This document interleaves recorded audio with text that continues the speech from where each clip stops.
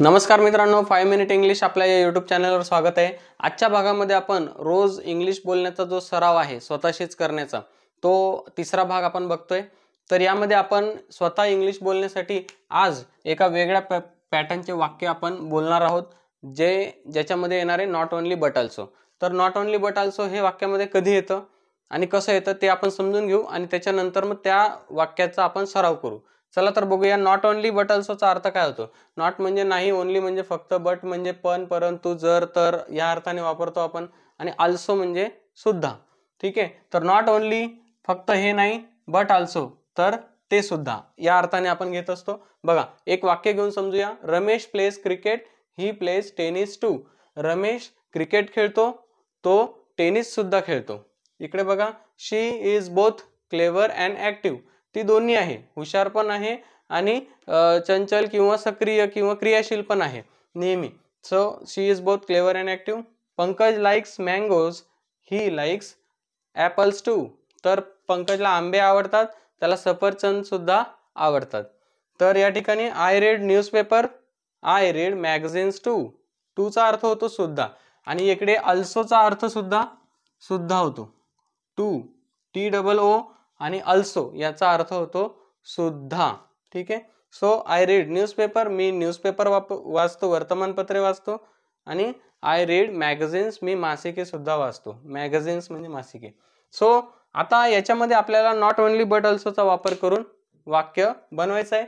तर या ठिकाणी Ramesh plays not only cricket but also tennis, असं हे वाक्य बनेल।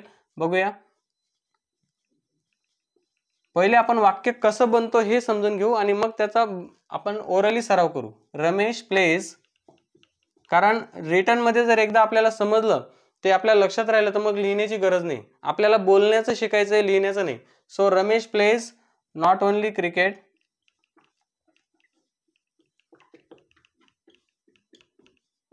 But also tennis.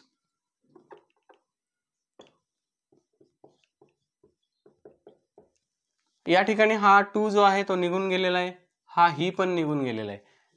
तर बघा मित्रांनो, Ramesh plays not only cricket but also tennis. या ठिकाणी she is both clever and active, so she is not clever, not only clever but also active. She is not only clever but also active. तर याचा अर्थ होतो की ती क्लेवरच नाही तर ऍक्टिव्ह सुद्धा आहे। रमेश क्रिकेटच नाही तर टेनिस सुद्धा खेळतो। इकडे Pankaj likes mango, he likes apples too. हे वाक्य होईल Pankaj likes not only mangoes but also apples. Pankaj likes not only mangoes but also apples. या ठिकाणी लिहून घेऊया ऍपल्स। ठीक आहे मित्रांनो, so Pankaj likes not only mangoes but also apples. I read newspaper, I reads magazines too. तर आय रीड नंतर आपल्याला नॉट ओन्ली घ्यायचंय, तुम्हाला समजलंच असेल। I read not only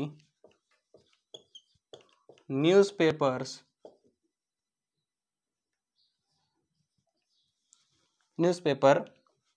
but also magazines। या ठिकाणी सुद्धा टू आणि आय, जसं या ठिकाणी ही आणि टू, तसं या ठिकाणी आय आणि हा टू ड्रॉप होणार। I read not only newspapers but also magazines. तर मित्रांनो, या ठिकाणी मी फक्त न्यूजपेपर्स नाही तर मॅगझिन सुद्धा, मासिके सुद्धा वाचतो, आणि हे वाक्य आहे मी न्यूजपेपर वाचतो आणि मॅगझिन सुद्धा वाचतो। आणि दुसरं वाक्य आहे मी न्यूजपेपरच नाही तर मॅगझिन सुद्धा वाचतो। तर दुसरं वाक्य आपण जास्त प्रभावी बोलतो। याचा अर्थ याचं कारण आहे की नॉट ओन्ली बट आल्सो ही जी फ्रेज आहे, हे जे शब्दसमूह आहे, हे आपण वाक्यामध्ये वापरलं। त्याच्यामुळे जनरली आपण एखाद्या वाक्याला महत्त्व देण्यासाठी वाक्प्रचार वापरत असतो, म्हणी वापरत असतो मराठीमध्ये, बरोबर आहे। तर त्या ठिकाणी आपण जर वापर केला तर ते अलंकारिक शब्द वापरल्यामुळे आपलं जे बोलणं आहे ते अधिक प्रभावी होत असतं.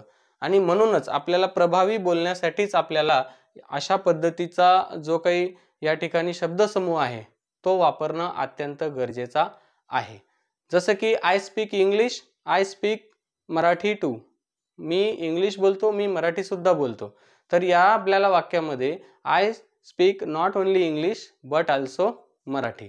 मग आता या ठिकाणी मित्रांनो, जेव्हा जेव्हा आपण सुरुवातीला बघा, हा जो काळ आहे रमेश प्लेज, या ठिकाणी रमेश प्लेज सेम आहे. शी इज, या ठिकाणी शी इज, नाही का. Pankaj likes, Pankaj likes. आणि त्याच्यानंतर जेव्हा नॉट ओनली जेव्हा घेतो आपण, तेव्हा आपण ज्या दोन वाक्यांचा संदर्भ देत असतो, दोन शब्दांचा, दोन वस्तूंचा किंवा दोन गोष्टींचा, दोन व्यक्तींचा संबंध देत असतो. जसं इथं क्रिकेट आणि टेनिस आहे, इकडे सुद्धा क्लेव्हर आणि ऍक्टिव्ह आहे, दोन गुण सांगितलेले आहेत. शी म्हणजे तिच्याबद्दलचे. इकडे रमेशला आवडणाऱ्या दोन गोष्टी टेनिस आणि क्रिकेट आहे. इकडे पंकजला आवडणाऱ्या दोन गोष्टी मँगो आणि ॲपल आहे. इकडे मी वाचत असलेले दोन गोष्टी न्यूजपेपर आणि मॅगझिन्स आहे. तर पहिल्या गोष्टीच्या आधी नॉट ओनली घेतलं आपण, not only cricket but also tennis. इकडे not only clever but also active. Not only mangoes but also, आंबेच नाही तर सफरचंद सुद्धा. न्यूजपेपरच नाही तर मासिके सुद्धा. हुशार नाही तर या ठिकाणी चंचल किंवा सक्रिय, क्रियाशील सुद्धा. या ठिकाणी क्रिकेटच नाही तर टेनिस सुद्धा. बघा, हे सुद्धा आपण जेव्हा जेव्हा वाक्यामध्ये प्रभावीपणे वापरू त्यावेळेला आपल्या बोलण्यामध्ये एक प्रकारचा प्रभावीपणा येत असतो. तर अशा पद्धतीने आपण नॉट ओनली बट ऑल्सोचा प्रयोग करायला आज शिकलेलो आहे. तर हे नाही तर ते सुद्धा. मग कधी कधी आपण आता नॉट ओनली मध्ये घेतलेलं आहे, ठीक आहे. जर मी म्हटलं की cricket and tennis are my favourite sports, cricket and tennis are my favourite sports, हे वाक्य मला नॉट ओनली बट ऑल्सो मध्ये घ्यायचं असेल ना, तर मला नॉट ओनली पहिले घ्यावं लागेल. कारण मी क्रिकेटच्या आधी नॉट ओनली घेतलंय बघा. पण मग जेव्हा क्रिकेटच वाक्यामध्ये सुरुवातीला येईल, cricket and tennis are my favourite sports, वाक्याची सुरुवात क्रिकेटने झालेली, तर वाक्याच्या सुरुवातीलाच दोन तुलनात्मक किंवा ज्या दोन गोष्टींमध्ये वर्णन आहे तेच सुरुवातीला आल्यामुळे not only cricket but also tennis are my favourite sports, इथूनच वाक्य सुरुवात होईल बघा.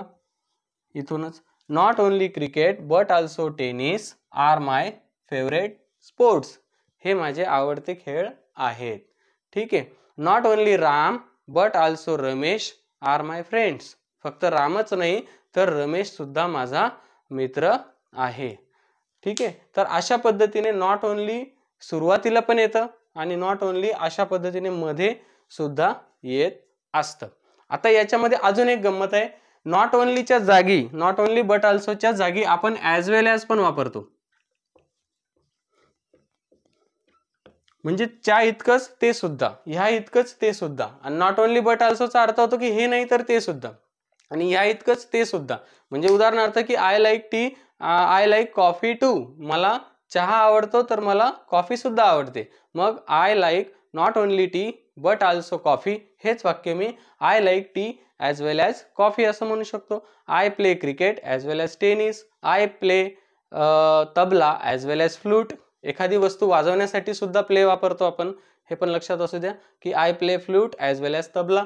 मी तबला सोबतच फ्लूट सुद्धा वापरतो, वाजवतो, बासरी सुद्धा वाजवतो.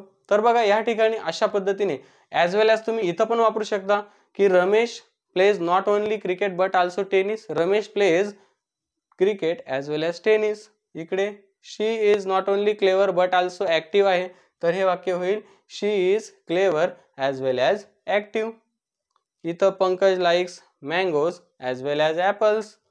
I read newspaper as well as magazines, मी न्यूजपेपरच्या इतकंच मासिके पण वाचतो. मी आंब्याच्या इतकंच, मला आंब्याच्या इतकेच सफरचंद सुद्धा आवडतात. ती क्लेवरच्या इतकीच ॲक्टिव्ह सुद्धा आहे. त्याच्यानंतर तो क्रिकेटच्या इतकंच टेनिस सुद्धा खेळतो.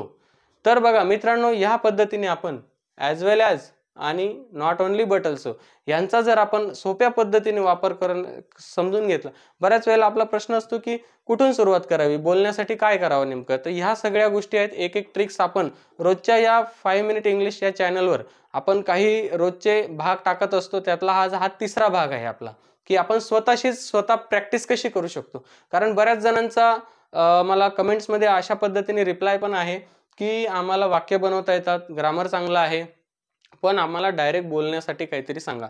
तर ह्या पद्धतीने जर तुम्ही स्वतः सराव केला, आता हे आपल्याला स्वतः संबंधित आहे. बघा, आपण रमेशबद्दल बोलत असेल तर आपल्याला हे वाक्य बोलता येईल. आपण तिच्याबद्दल बोलत असू तर शी ने सुरुवात करता येईल. पंकजबद्दल बोलत असू किंवा स्वतःबद्दल बोलत असू, स्वतःबद्दल आपण जास्त बोलतो.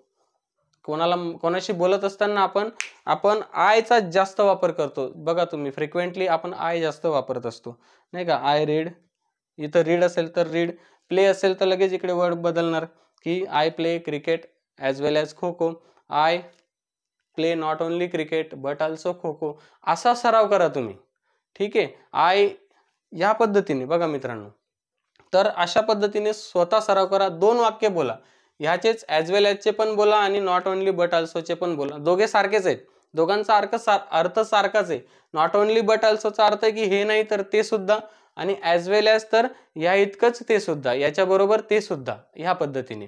तर अशा पद्धतीने जर आपण आपल्याला रूममध्ये स्वतः बोलायचं आहे, स्वतःशी स्वतः प्रॅक्टिस करायची, स्वतःचा आपल्याला कॉन्फिडन्स थोडा तरी तुमचा वाढणार आहे मित्रांनो.